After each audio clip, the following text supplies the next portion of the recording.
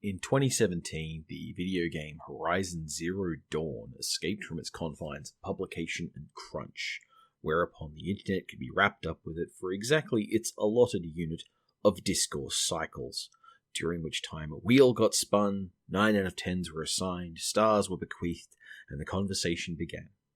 It seemed likely at the time that it could have gotten a full scoop of anxiety about a future of misshapen technology attempting to reconcile itself with a world that was not made for it, but ruined in its creation by the people it was ostensibly made to serve, and maybe a side order of what if girl hot, but too much. But the problem is Nier Automata happened 5 days earlier, and its creator was weird and quirky in a way that was easier for reviews to do discourse at. This meant that Horizon Zero Dawn mostly got to be one of those merely excellent pieces in the never-ending consumer cycle. It's someone's favorite game, and they love talking about it, and it gives them ideas, and it's opening their horizons for things games can do, and that's all great, because every game is someone's favorite. And yes, I know it's you, Libris. Anyway, the point I bring up is that with the existing slots of discourse, what Horizon Zero Dawn got, in essence, was the conversation about its interface and about mapping.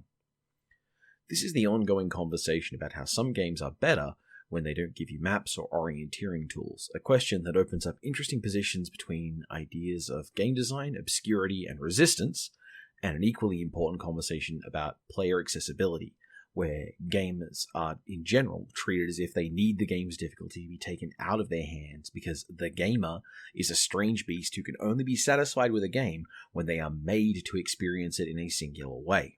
This is a conversation that's been going on for a while, and you've probably heard it around Dark Souls games in terms of difficulty in general, but also around earlier games like Fallout 3.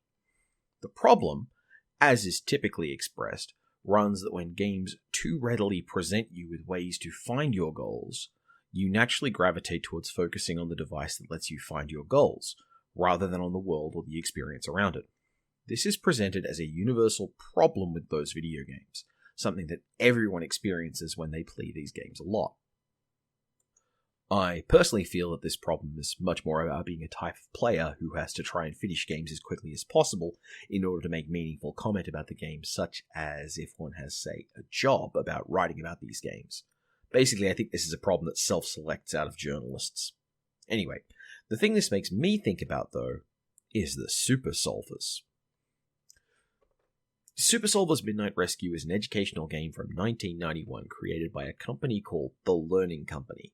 The Learning Company was founded in 1980 by a guy named Warren Robinett, a name that maybe means something to you if you're a scholar of the video games of the olden dames.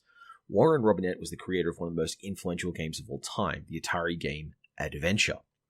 The Learning Company was a company he founded and that released a range of games starting with the Reader Rabbit line and wound up creating a range of educational games made for schools called the Super Solvers line. These games centered on you, a member of a group called the Super Solvers, opposing the work of Morty Maxwell, the master of mischief, in the little town of Shady Glen. Morty is a serial problem causer, usually with a coalition of some kind of useful goon of robots that help him enable a suitably preposterous plan that the school-aged Super Solvers can be called in to help out with. In this case, the plan is to get rid of the school by painting it with invisible ink with the help of his robots that are each made out of some variety of painting device. In this game, you need to deduce which of the robots is secretly really Morty Maxwell. You do this by taking pictures of each robot, which gives you information about the robot that you can check against a list of 4 clues. The list of clues you get from finding reading puzzles around the school, where you read a little bit of text, then answer a very simple question based on it.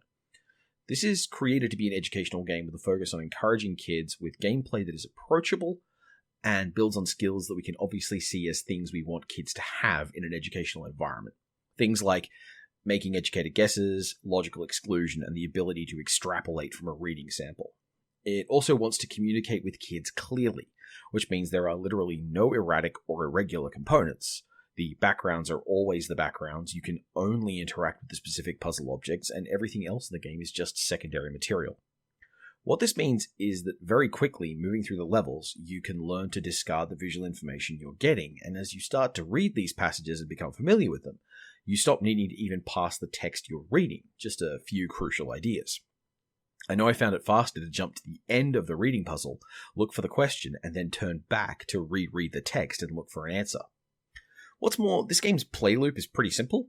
You have a time limit of 3 hours, which is much closer to 30 minutes, during which time you have to photograph the robots, collect the clues, and then pick the correct robot. That's it, that's all there is to it. The game advances you on a chart that means you have to complete this loop with almost no variations, something like 50 times. This means that if you want to see the end game, you have to save the school over and over again. While this isn't a bad thing, and Minecraft and other games have taught me the importance of games where you could spend a lot of time digging a metaphorical hole, this repeated game loop means that over time you stopped seeing the details of the space you're in and stopped even considering them. I started reading the text looking for a small number of key words, or once I saw a keyword I knew, I zipped to the end to punch in the answer, pretty confident that I knew what I needed. I had to rip through this game fast because that was the only way I was going to get to the end, to the highest ranks, where I was sure that if anything about the game would change, it would happen. This is the 1990 version of tunnel visioning in games that we periodically discourse about nowadays. The game wanted to teach me to engage with its systems, and so I did. And over time, I stopped engaging with the framing around that system. As a natural byproduct of playing the game, I learned what I should and should not focus on, what did and did not yield me the progress that I was seeking. What I'm saying is that, basically, Midnight Rescue is Dark Souls. Now, one final detail that doesn't fit anywhere else in this is that the Learning Company existed non-stop for 38 years, from 1980 to 2018, whereupon it was shuttered and its assets acquired properly by its parent company, a textbook and educational printing company with the amazing name Houghton Mifflin Harcourt.